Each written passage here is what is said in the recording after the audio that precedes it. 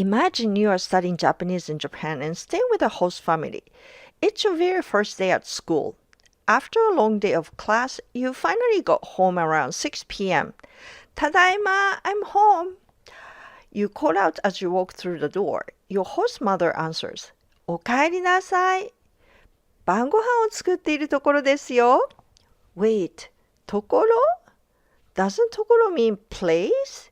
Is she saying we are going to a place to cook dinner, or maybe we are gonna go somewhere for dinner, but she's cooking now. You are confused, and you are not alone. Many Japanese learners first learn ところ as place, but that's only one of its meanings. In fact, ところ is also used to talk about timing, and mastering it can instantly make your Japanese sound more natural. In this lesson, you will learn how ところ express actions at different points in time. Once you understand this, whole range of everyday Japanese expressions will finally make sense. When we describe an ongoing action in Japanese, we usually use the te form plus いる. For example, 今ジョギングをしています. I'm jogging now. But Japanese also has another expression. 今ジョギングをしているところです. Instead of ています, I used ているところです. So what does this mean? At first glance, it seems to mean exactly the same thing. I'm jogging now, and in many situations, the English translation is the same. However, there's a subtle difference. When you use ところ this way, you focus on the action as a process that is happening at this very moment. It zooms in on an exact point in time when the action is taking place. Here's an easy way to see the difference. In the first sentence, you can replace 今 meaning now with 毎日 meaning every day. 毎日ジョギングをしています. I jog every day. The sentence still works because ています can also describe a habitual action. With ているところです, that's impossible. Why? Because ているところです always refers to what is happening right now. It cannot describe a habit or routine. Let's look at a few more examples. テレビを見ているところです. I'm watching TV right now. You would say this while you are actually watching TV. シャワーを浴びているところです. I'm taking a shower right now. Although realistically, you probably wouldn't answer someone with this while you are in a shower. So far, we've used ているところです with someone's actions that are happening at this very moment. But that's not the whole story. Next, let's look at some examples where ているところです is used in a completely different way. Let's look at this sentence. 氷が溶けていません. The ice hasn't melted. The verb 溶ける meaning to melt is a type of verb that describes a change in state. With these verbs, ています describes the resulting state after a change has occurred. 氷が溶けています. The ice has melted. But what does this actually mean? Melting isn't an instant action. It takes time. So when you say 溶けています, you are referring to the entire melting process and the resulting state. Now, can we use ているところです for this? Yes, we can.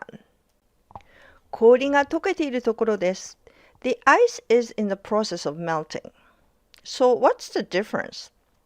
While 溶けています can describe the melting process as a whole, 溶けているところです zooms in on the process itself and highlights the moment the melting is happening. It tends to focus more on the beginning or active stage of the process. In other words, ているところです gives a stronger sense of it's happening right now at this moment. So, when we aren't talking about habitual action, can we always use ているところです instead of ています, even though there are some differences in nuance? Let's find out next.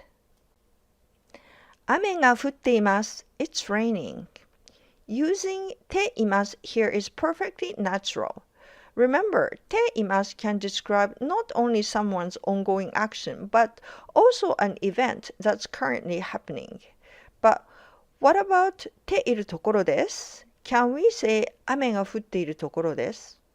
Actually, no. Why not?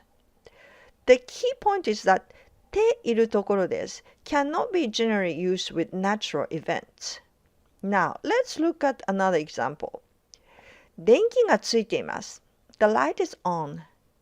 Before I said that いるところです can also be used for a verb describing the change in state. So can we say 電気がついているところです? The answer is no. Why? Both 溶ける and つく are verbs that describe a change of state, but there's one important difference. Melting takes time. The change happens gradually. Turning on a light happens instantly. The moment the switch is pressed, the change is complete. Because ているところです focuses on the process of the change, it cannot be used with instantaneous change like つく. So let's quickly recap. ているところです can be used for someone's ongoing action, a change that takes time to happen. ているところです cannot be used for natural events that cannot be controlled by someone. Instantaneous changes happen in a moment, like a light turning on. Now that we've learned the rule, let's see if we can apply them. Now let's test your understanding. 晴れています。It's sunny. 食事をしています。I'm having a meal. この虫は死んでいます。This bug is dead. Which ones can you use ているところです? Take a moment and think about it. If you need, you can pause the video. The correct answer is only 食事をしているところです。I'm having a meal right now. As this is a volitional action verb, it's perfectly fine to use ているところです。So why can't we use it in other two? Being sunny is a natural event, not controlled by someone, so you can't use it. I discussed about it when we were talking about rain. How about C? This ています describes the resulting state. Think about it in this way. Death happens at a specific moment. Once the bug dies, it remains in that state. That's what 死んでいます is describing. Because the death happens instantaneously, and this is a change verb, you can't use ているところです. Now let's move on and see how ところです can be used to talk about different points in time. Right now, she's jogging, so you can describe the situation as ジョギングをしているところです. Now, let me ask you a question. What do you think this means? ジョギングをするところです. If you guessed about to start jogging, you are exactly right. It describes the moment just before the action begins. In other words, I'm just about to go jogging. Then, what about this one? ジョギングをしたところです. You probably already know the answer. This describes the moment immediately after finishing the jog. So we have 3 different stages. Pretty neat, right?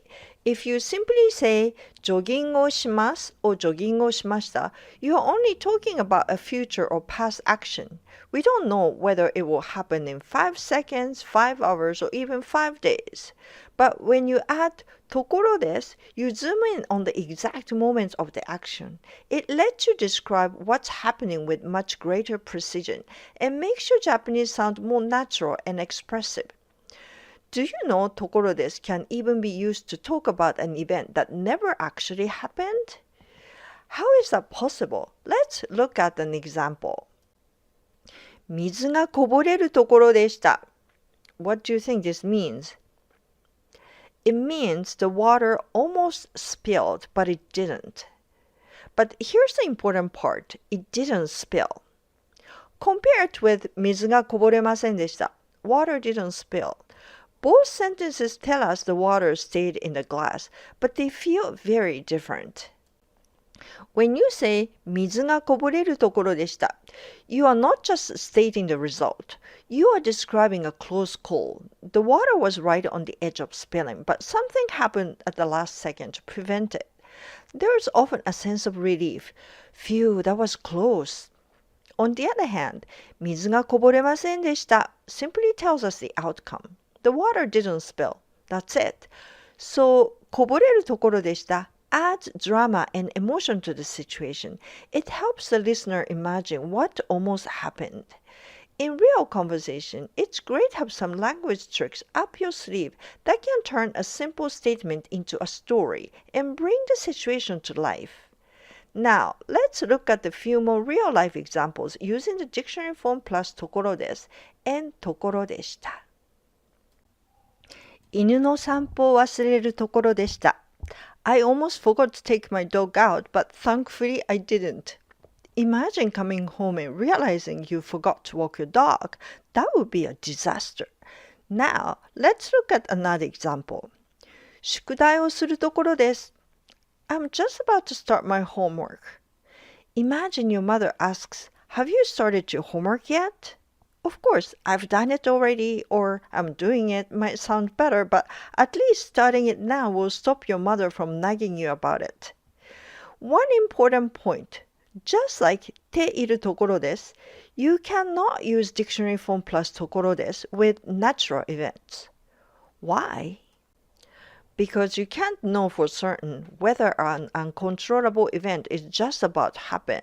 That's why we don't normally say 雨が降るところです. Instead, we say 雨が降りそうです. It looks like it's gonna rain. Now, let's move on to たところです. Unlike するところです and ているところです, this pattern can be used with a wider variety of verbs. Let's see how it works. 雨が降ったところです. It just rained. Now, if you remember, I used the same verb 降る when talking about ているところです and するところです. And I said those expressions don't normally work with it. So what about 雨が降ったところです?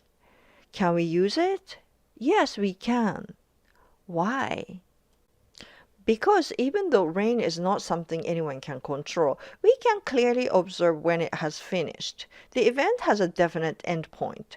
That's why たところです can be used with many more types of verbs than するところです or ているところです. Now, let's take a look at the following two sentences. 私もそう思っていたところです. I was just thinking the same thing. 私もそう思っていたところでした. I was just thinking the same thing. In many situations, native speakers use these almost interchangeably. However, depending on the context, ところでした can sometimes sound as if you are looking back on the moment from a slight distance. For everyday conversation, the difference is too subtle to worry about. Now, let's go back to the host mother from the beginning of the video. 晩ご飯を作っているところですよ. That's what your host mother said, and now you can understand it completely. She's telling you that she's in the middle of making dinner.